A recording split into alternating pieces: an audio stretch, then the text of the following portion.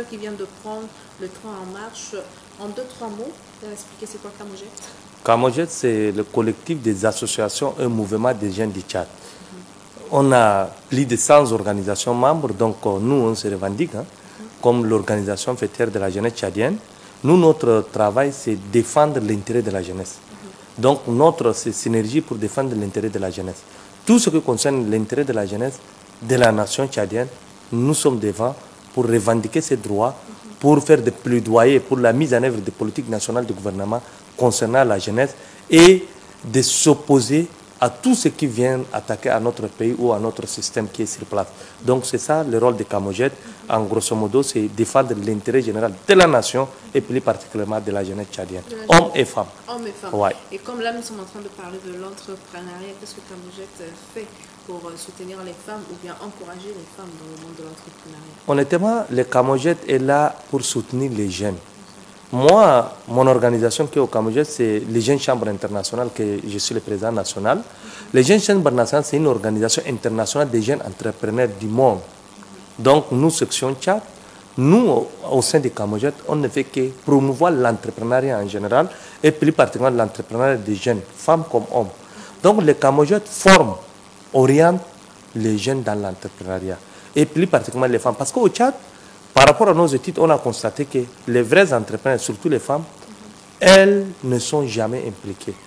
Et les femmes que vous voyez revendiquer souvent parler d'entrepreneuriat, c'est des politiciennes. Elles ne sont jamais des entrepreneurs. Elles cherchent des papiers seulement de création d'entreprises et elles s'autoproclament entrepreneurs. Et parfois, elles se moquent même des femmes parce que les vraies femmes, nos mamans qui souffrent pour créer quelque chose, pour la richesse, pour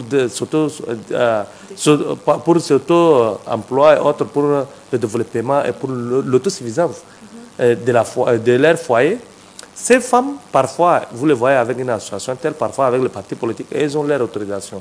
Parler d'entrepreneuriat, elles prennent leur sac et elles sont là. Parfois, vous demandez quelle est votre entreprise, qu'est-ce que vous avez comme... Elle dit non, je vends les florets.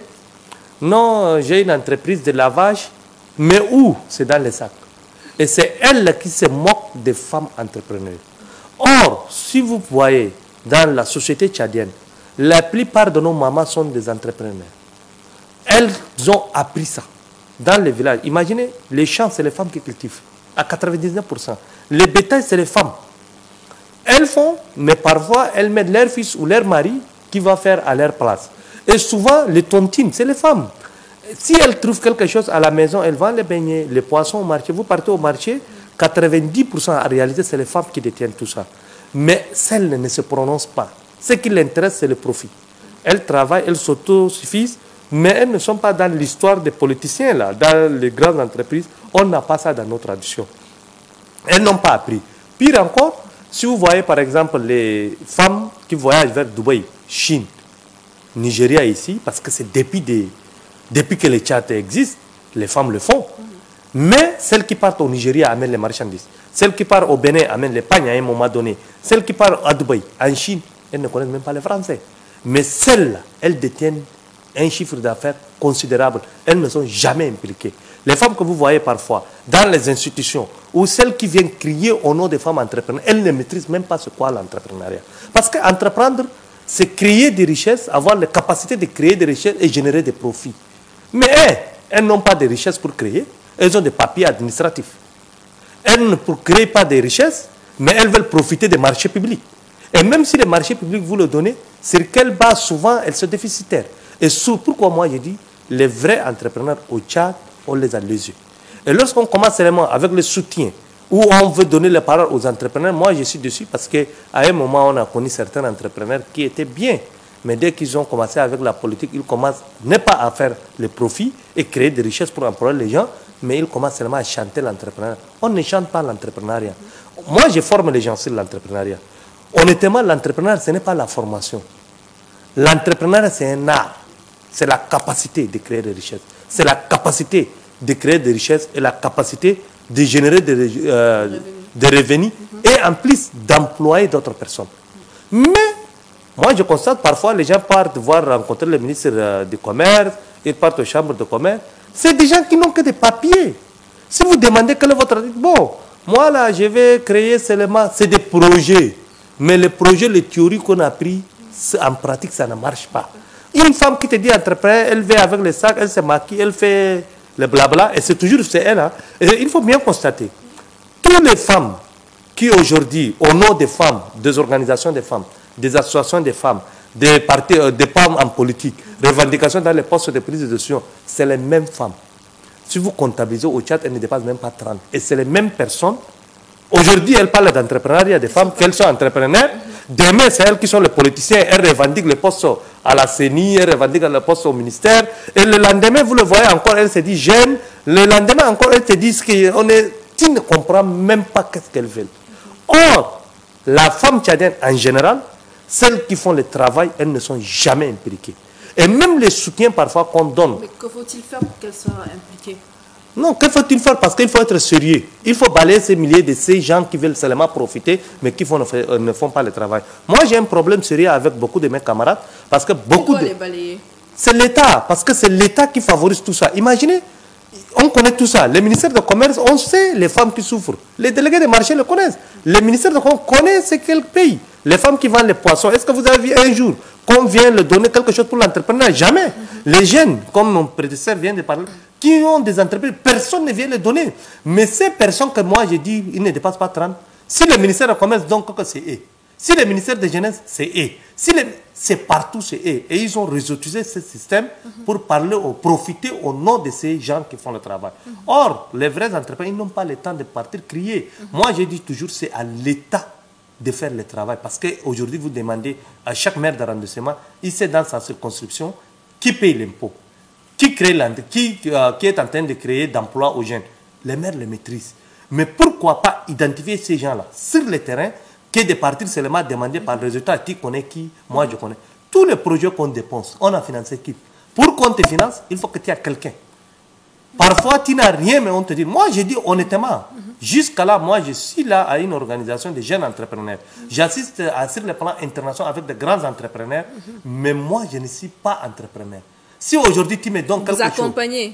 J'accompagne. Si aujourd'hui, tu me donnes quelque chose pour faire l'entrepreneuriat, honnêtement, je peux prendre de l'argent, mais je n'ai pas l'art de faire ça. Et ça, il faut que les gens soient honnêtes. Beaucoup de mes camarades maintenant... Vous pouvez prendre l'argent et vous le donner à d'autres personnes qui sont entrepreneurs? Non, moi, je ne prends pas l'argent. Souvent, moi, j'accompagne, j'oriente. Et pour orienter, moi, je suis pragmatique. Je ne suis pas... Les théories, là, on a beaucoup fait. Moi, j'ai choisi les personnes qui sont sur le terrain. Imaginez, par exemple, les gens que vous voyez dans certaines régions du Tchad, à un moment donné, le cas, bon, je ne vais pas citer les ethnies, ils sont en train de vendre le cola, le thé et autres. Maintenant, vous voyez comment ils développent. À un an, vous calculez, il va développer quelque chose. 2 ans, il va faire quelque chose. Avant, nos parents aussi, ils ne connaissent pas. Maintenant, les jeunes ont commencé à faire. Ils achètent quelque chose, ils vendent. Et les gens sont en train d'apprendre. Et l'entrepreneuriat, c'est l'apprentissage sur le terrain. Ce n'est pas les théories. Les théories n'ont jamais, jamais permis aux gens d'être entrepreneurs. Imaginez les gens qui ont fait l'école d'entrepreneuriat. Qui a réussi? Tout ce qu'on a commencé avec le microcrédit, depuis qu'on commence à donner, là, qui a créé quelque chose? Voilà, ces jeunes qui ont reçu des formations, mais qui ont du mal à se lancer dans l'entrepreneuriat, malgré les connaissances acquises. Pourquoi? Non, ce n'est pas des connaissances acquises, c'est des théories. Imaginez, lorsqu'on fait de l'école, on veut vite avoir l'attestation. Et c'est des théories. On ne peut pas former une personne sur l'entrepreneuriat. C'est impossible.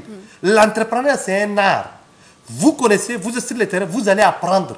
Mais s'il s'agit seulement de faire l'école, former les gens seulement, c'est impossible. Mais si on veut vraiment aider les gens, pourquoi on veut seulement former par réseau? Est-ce qu'on a cherché les gens qui... Non, mais c'est par réseautage qu'on forme. Oui, mais là, je parle de ces jeunes. Oui, mais ils ne peuvent pas. Qu'est-ce qui les bloque? C'est qui les bloque. C'est des théories, mais quand même, ils ont acquis certaines connaissances. Oui, mais c'est qui les bloque parce qu'il est... En étant formés. Je suis d'accord. C'est qui le bloque parce qu'ils attendent qu'on leur fait quelque chose. Or, un entrepreneur, il n'attend pas. Il identifie les ressources qu'il a, la capacité qu'il a pour créer. J'ai rencontré un jeune entrepreneur, maintenant il est devenu riche, il est du GCI Cameroun. Lorsque j'étais parti au Cameroun, il me dit, Larry, maintenant je travaille avec un frère, il me donne 1500, Callbox, il me donne 1500. Et dans 6 mois, je vais créer pour moi. J'ai dit comment? Il me dit, je vais manger les 500, je vais épargner les 1000 francs. Et après 6 mois, effectivement, il a créé son entreprise, le petit Callbox. 1 an après, il a 2. Après, il a acheté des motos et il est devenu agriculteur. Et donc maintenant, il est millionnaire. Donc il y a des gens, un entrepreneur, ce n'est pas dormir comme ça. Les Bamileko au Cameroun, Un enfant, dès que de bas âge, s'il ne fréquente pas, il aime l'entrepreneuriat, ils vont l'orienter à l'entrepreneuriat. Dès le bas âge. Mais ce n'est pas que tu finis l'école, tu pars à l'université, tu n'as rien à faire. Après, tu dis que je forme à l'entrepreneuriat, tu as étudié le droit. Mais tu n'as pas l'art. Combien de gens, les fils de nos commerçants au marché, là, vous avez vu, beaucoup, ils envoient leurs enfants en études. Une fois rentrés, comme ils ont appris au marché des mines, ils reviennent au marché parce que par jour, ce qu'ils trouvent, c'est plus que l'argent des fonctionnaires. Mais imaginez comme on se moque des femmes. Une femme qui te dit que j'ai fait le folloré, elle est entrepreneur. Mais attends, s'il y a des stands, on part seulement faire. On dit forum des femmes entrepreneurs, c'est ce qui me fait rire. On apprend les femmes à laver les légumes.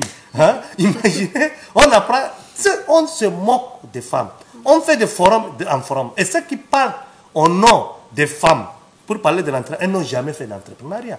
Mais si vous demandez, elles ont les papiers en poche. Elles attendent les marchés. Si elles trouvent les marchés, elles trouvent un cousin pour les livrer les choses. Mais si vous demandez comment les marchés des milles, elles ne savent même pas. Mais partez au marché des milles. Partez par exemple à Crime Crime. Vous voyez les femmes qui viennent acheter les riz.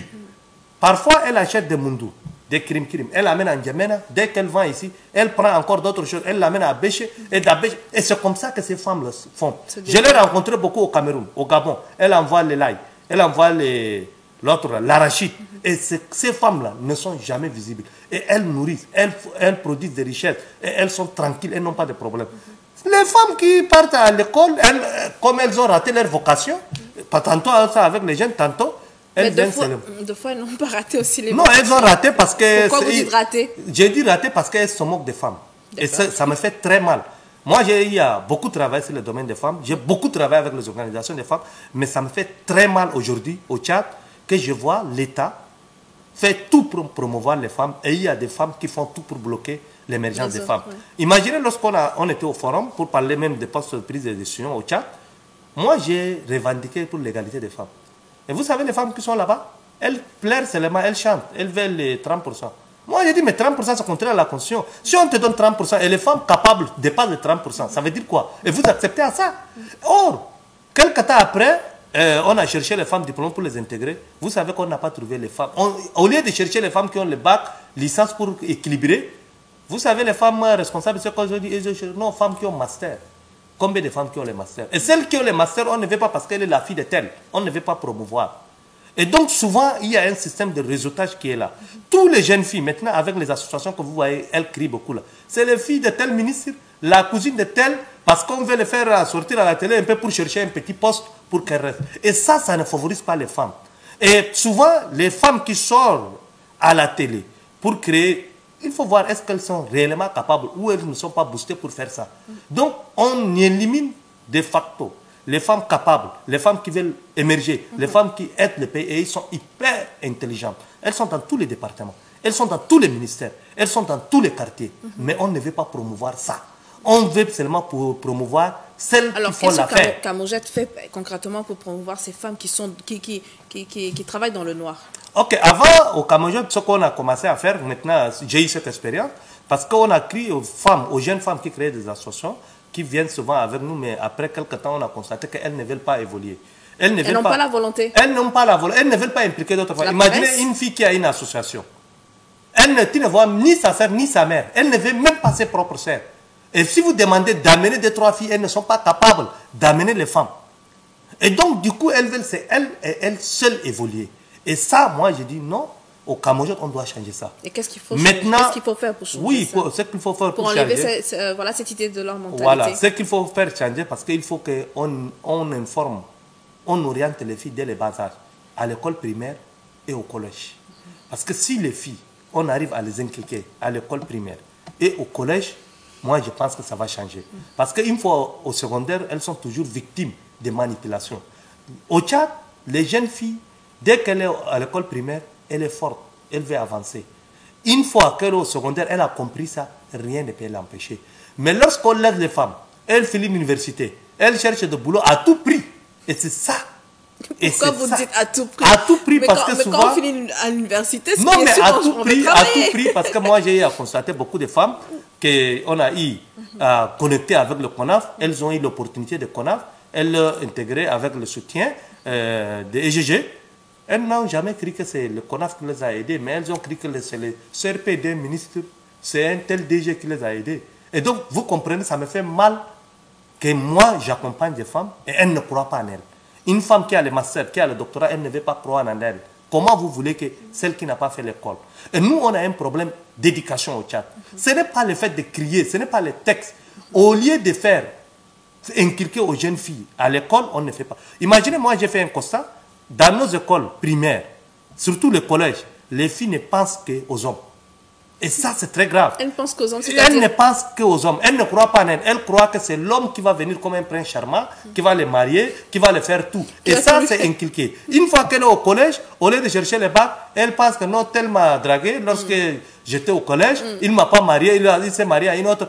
Est-ce que je peux trouver un homme une fois fini les bacs? Donc, au lieu de faire comprendre aux femmes, au lieu de penser aux hommes, et qu'un prince charmant vient me marier, qu'elle-même, elle peut changer le cours du monde, c'est elle qui est la mère, c'est elle qui peut changer tout. On n'apprend pas ça à nos jeunes filles. Et pour changer cette mentalité, pour que les femmes soient entrepreneurs, pour que ces femmes-là prennent les décisions et qu'elles soient leaders, il faut que ça soit à l'école primaire, ici se trouve au collège. Et pour ce faire, nous, à un moment donné, on entrait dans le lycée pour encourager nos jeunes filles. Et moi, j'étais fier parce que j'ai eu beaucoup de jeunes filles qui ont pris connaissance. Maintenant, elles font.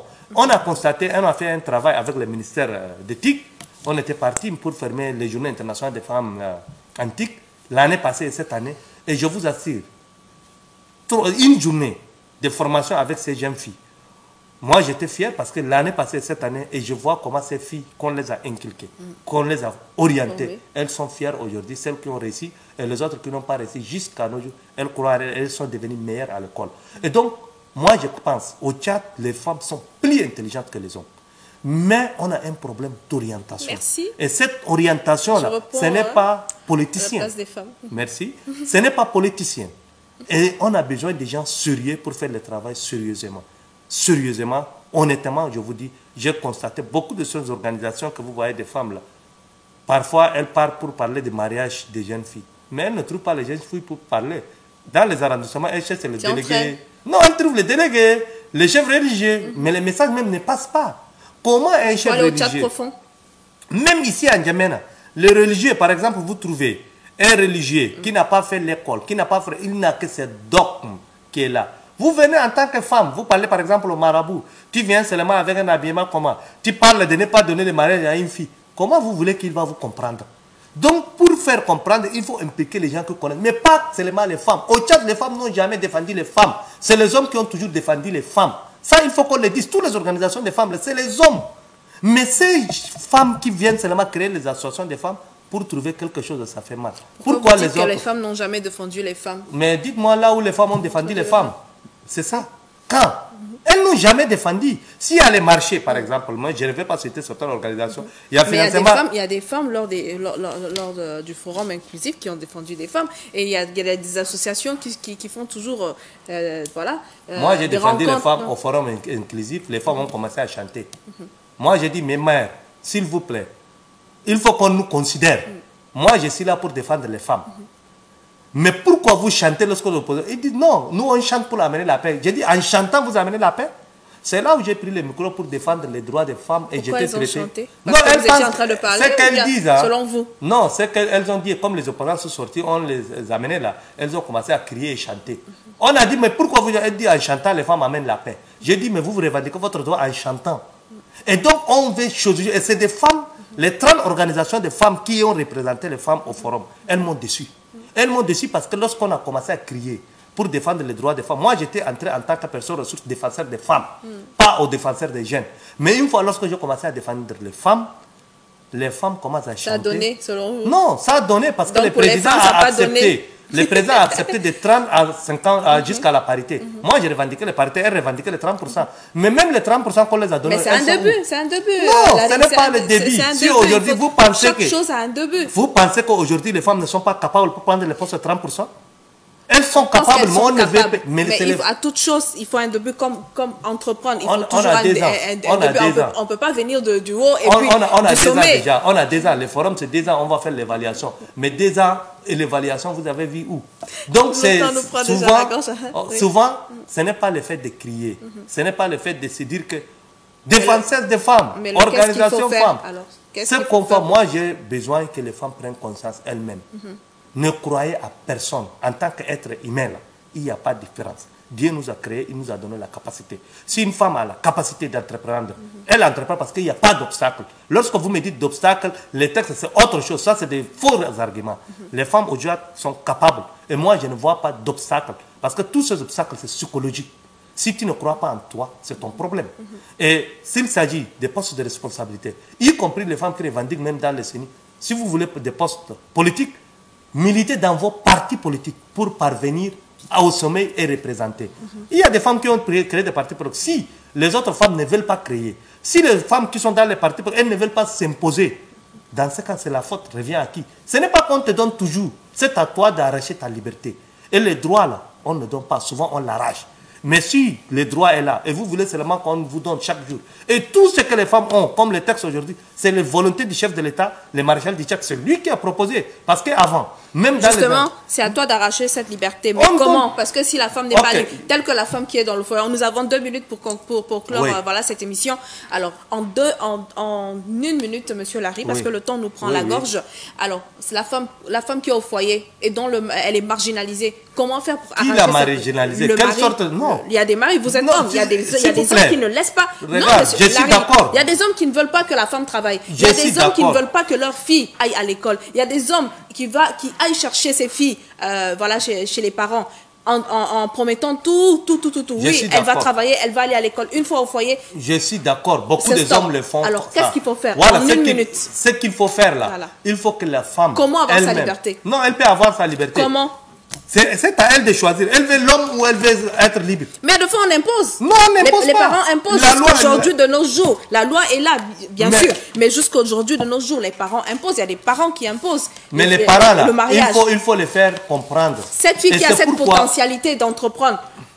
Je connais des maris qui ne veulent pas que leurs femmes travaillent dans l'administration. Pour eux, c'est l'esclavage parce qu'elles ne trouvent rien. Mais ils encouragent leurs femmes d'être entrepreneurs, de créer, de partir au marché. La majorité, beaucoup ne veulent pas que leurs femmes entrent dans les partis politiques. Beaucoup ne veulent pas que leurs femmes soient dans les bureaux parce que les autres hommes, ils sont jaloux. Mais ces femmes-là, si réellement elles travaillent, si elles veulent sa liberté, ok, les maris là, lorsqu'elle se marie, il y a un contrat. Mais lorsqu'elle est devenue mère, elle a l'indépendance. Pourquoi elle ne choisit pas son mari? Les parents, le premier mariage, ils t'imposent, mais pas deuxième. Combien de filles que je connais, on les a données en mariage par la force, mais après elles disent non. Elles ne sont pas entendues avec les maris. C'est une minorité.